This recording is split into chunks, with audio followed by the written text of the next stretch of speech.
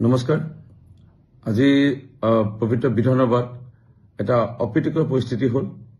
ইয়াক লৈ ইতিমধ্যে মই অসম পবিত্ৰ বিধানসভাত মাননীয় উপাধ্যক্ষ ডক্টৰ নমীন মমিন ডাঙৰীয়া অধ্যক্ষতা চলি থকা পবিত্ৰ বিধানসভাত ক্ষমা বিচাৰিলোঁ। পুনৰবাৰ আপোনালোকৰ ওচৰত ক্ষমা বিচাৰিছোঁ। এনে পৰিস্থিতি হয়তো কেলে হ'ল, কিহৰ কাৰণে হ'ল আপোনালোকে অলপ বিচাৰ কৰিব। মই উঠি যাব নালাগিছিল, এইটো মোৰ ভুল।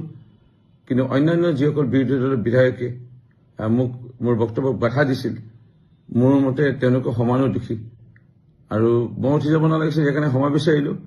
কিন্তু তেওঁলোকে মাজে মাজে যি বক্তব্য ৰাখি মোক বাধা দিছিল, ইয়াক লৈ কিন্তু তেওঁলোকে ক্ষমা নিবিচাৰিলে। চেয়াৰমেন আলী অন্যতম এজন বিধায়কে মোক বাধা দিব চেষ্টা কৰিছিল।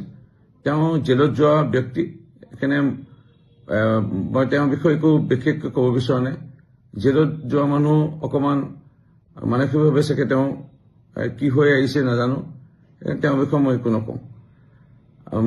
অখিল গগৈ যিজন বিধায়কে আজি মোক প্ৰথমে বাধা দিব চেষ্টা কৰিলে, ধুধুৱালী প্ৰসংগত মই বক্তব্য ৰাখিব লওঁতে, এই অখিল গগৈ লোকেল গাৰ্জেন।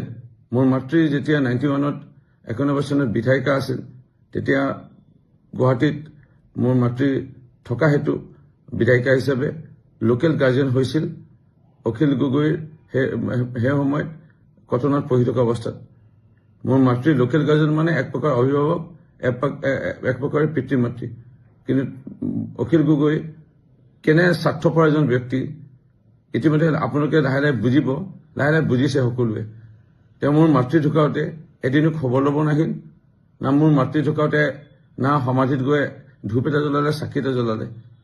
সেই অভিভাৱকে পাহৰি যোৱা সেই অখিল গগৈ, নিজৰ পিতৃ মাতৃকে পাহৰি মানে যোৱা বিধৰ বুলি ক'লেও ভুল নহ'ব। সেই অখিল গগৈ যেতিয়া স্বাৰ্থ থাকিব আপোনালোকক বিচাৰিব। মই অন্যতম এটা উদাহৰণ দিওঁ। মোৰ মইনী সমষ্টিত আপোনালোকে সকলোৱে জানে লুখ্ৰাখন গাঁৱত অখিল গগৈৰ গৃহ। আজিও মাক লুখ্ৰাখন গাঁৱতে থাকে। এই লুখ্ৰাখন গাঁৱৰে দেহিৰাম গগৈ ডাঙৰীয়া পিতৃদৰে অখিল গগৈ বৰ্তা বুলি মাতিছিল বা নিজৰ খুৰা বুলি মাতিছিল, দেউতা বুলি মাতিছিল। তেওঁৰ পুত্ৰ বুবুল গগৈ ডাঙৰীয়া অখিল গগৈক দিনে ৰাতিয়ে নিজৰ মৎস্যকলত ঘূৰাই মেলি নিজৰ টকা পইচা খৰচা কৰি বৰষুণে ৰ'দে কষ্ট কৰি পেলাই এই বুবুল গগৈ ডাঙৰীয়াই পৃথিৱী দেখুৱাইছিলে বা ৰাজনীতি দেখুৱাইছিলে বা সমাজখনৰ ওচৰত চিনাকি কৰাই দিছিলে অখিল গগৈক। কিন্তু এই বুবুল গগৈ ডাঙৰীয়াৰ পিতৃ দেহিৰাম গগৈ ডাঙৰীয়াৰ শ্ৰাদ্ধত বা মৃত্যুত এদিনো গৈ খবৰ নললে। যোৱাকালি সকাম হৈ গ'ল, আজি ভোজ হৈ গ'ল। মই স্থানীয় বিধায়ক হিচাপে হওক, এজন নমস্য সমাজকৰ্মী জ্যেষ্ঠ ব্যক্তি দেহিৰাম গগৈ ডাঙৰীয়াৰ গৃহত দুবাৰকৈ গ'লো। কিন্তু অখিল গগৈ যাক ব্যৱহাৰ কৰিলে, যেতিয়া তেওঁ বৃদ্ধ হ'ল, তেওঁ কাম নাইকিয়া হৈ গ'ল, তেওঁক পাহৰি গ'ল। কাম যেতিয়া আদায় হৈ যাব অখিল গগৈ পাহৰি যাব। এইটো তেওঁৰ স্বভাৱ। ইয়াৰ বিষয়ে আপোনালোকক জনালোঁ, লাহে লাহে আপোনালোকে বুজিব। চেয়াৰমেন আলীৰ বিষয়ে ক'লোঁ, অখিল গগৈৰ বিষয়ে ক'লোঁ। অখিল গগৈ কোন কি লাহে লাহে ৰাইজে বুজিছে। সেই 2014-15 চনত পূৰ্ব মুখ্যমন্ত্ৰী তৰুণ গগৈ ডাঙৰীয়াৰ সময়ত কৃষকসকলক খোজকাঢ়ি লৈ গ'ল মাটি পটা দিয়াম বুলি। আজি মাটি পটা দিয়াম বুলি কৈ নিজে মাটি লৈ ল'লে অৰ্কিড পাৰ্কত আৰু কৃষকসকলক লাট মাৰি দিলে বা ঠগি দিলে।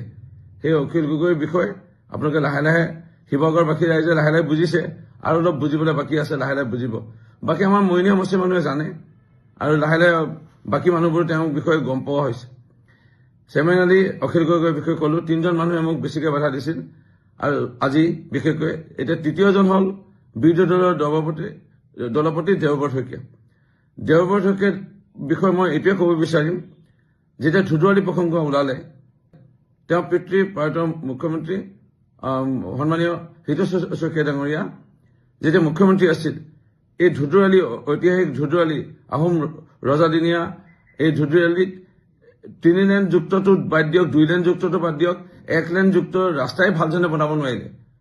এতিয়া মাননীয় মুখ্যমন্ত্ৰী ডক্টৰ হিমন্ত বিশ্ব শৰ্মা ডাঙৰীয়াই 3 লেনযুক্ত ৰাস্তা অসম মানাৰ অধীনত বনাই আছে। এই প্ৰসংগত কওঁতে তেওঁ জ্বলন হ'ল আৰু পিছলৈ গৈ এনেধৰণে বাধা দিব চেষ্টা কৰিলে। যাকে নহওক, এইটো এটা অপচেষ্টা তেওঁলোকে কৰিছে। মই যিমানটো জানো 90 নহলেও 80% মানুহে জানে ৰূপজ্যোতি কুৰ্মী। সেইকাৰণে মইনু সমষ্টি ৰাইজে আজি 5বাৰ আমাক বিধায়ক ৰূপে নিৰ্বাচিত কৰিছে। সুখে দুখে কোনে ৰাইজৰ লগত আছে বা কোনে ৰাইজৰ লগত থাকিব মৃত্যু শেষ মুহূৰ্তলৈকে এয়া মইনু সমষ্টি জানে, পূৰ্ব মইনু সমষ্টিৰ ৰাইজেও জানে, আৰু এইটো নৱগঠিত মইনু সমষ্টিৰ পূৰ্ব তিয়ক সমষ্টি অঞ্চলৰ ৰাইজেও আমাক পাইছে, তেওঁলোকেও জানে। সেইকাৰণে ৰাইজে নিশ্চয় আমাক আশীৰ্বাদ কৰিব, আমাক সহযোগিতা কৰিব, আৰু আমাক আগুৱাই লৈ যোৱাৰ ক্ষেত্ৰত আমাক দিয়া পৰামৰ্শ দিব।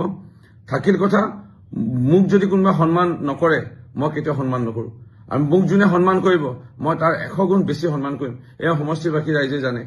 আমাক অকণমান মিঠা মাত এষাৰ দিলে, অকণমান আমাক হাঁহি মাৰি কথা পাতিলে, আমাক অকণমান আমাক নমস্কাৰ নিদিলেও অকণমান যদি আমাক ভালধৰণে এষাৰ শব্দ ব্যৱহাৰ কৰে, সেইটো আমি যথেষ্ট সন্মান দিওঁ। এয়া মইনু সমষ্টিৰ ৰাইজে জানে। সেইকাৰণে মই বিশেষ নকওঁ। এই 6 মিনিটৰ ভিডিঅ'ৰ পিছতে আৰু এটা ভিডিঅ' আছে। আজি অসম পবিত্ৰ বিধানসভাত আজি আমাৰ দলৰ তৰফৰ পৰা মোক 10 মিনিট ক'বলৈ সুযোগ দিয়া হৈছিল। এই 10 মিনিট 7 মিনিট কেইটামান ছেকেণ্ড যোৱাৰ পিছতে এই 3জন নাম লোৱা বিধায়কে মোক বাধা দিব চেষ্টা কৰিলে, আৰু এনেধৰণৰ এটা পৰিস্থিতিৰ সৃষ্টি হ'ল। পুনৰবাৰ মই বিধানসভাতো সমাৱেশৰ লগতে আপোনালোকৰ ওচৰত ক্ষমা বিচাৰিছোঁ। এনে মই কাম উঠি যাব নালাগিছিলে। হয়, এয়া মই আৰু কেতিয়াও ভৱিষ্যতে নকৰোঁ। আপোনালোকে মোক ভালধৰণে আপোনালোকে পাব, এজন ভাল মানে বক্তা হিচাপে পাব। আজিও বক্তব্য ভাল দিছোঁ, আপোনালোকে শুনিব। অনুগ্ৰহ কৰি মোৰ বক্তব্য শুনিব। তাৰ মাজতে কিন্তু 7 মিনিট কিমান ছেকেণ্ডৰ যোৱাৰ পিছতে এটা অপ্ৰীতিকৰ পৰিস্থিতিৰ সৃষ্টি হ'ল। তাৰ আগলৈকে মই ধুনীয়াকৈ বক্তব্য ৰাখি আহিছিলোঁ। মাননীয় দেশৰ প্ৰধানমন্ত্ৰী নৰেন্দ্ৰ মোদী ডাঙৰীয়া, মাননীয় মুখ্যমন্ত্ৰী ডক্টৰ হিমন্ত বিশ্ব শৰ্মা, কেন্দ্ৰ ৰাজ্যৰ NDA চৰকাৰৰ কথাই কৈ আছিলোঁ। ইয়াত বিৰোধী দলন হ'ল, তেওঁলোকে গম পাইছে যে 26ত আহিব নোৱাৰিব। ইয়াক লৈ তেওঁলোকে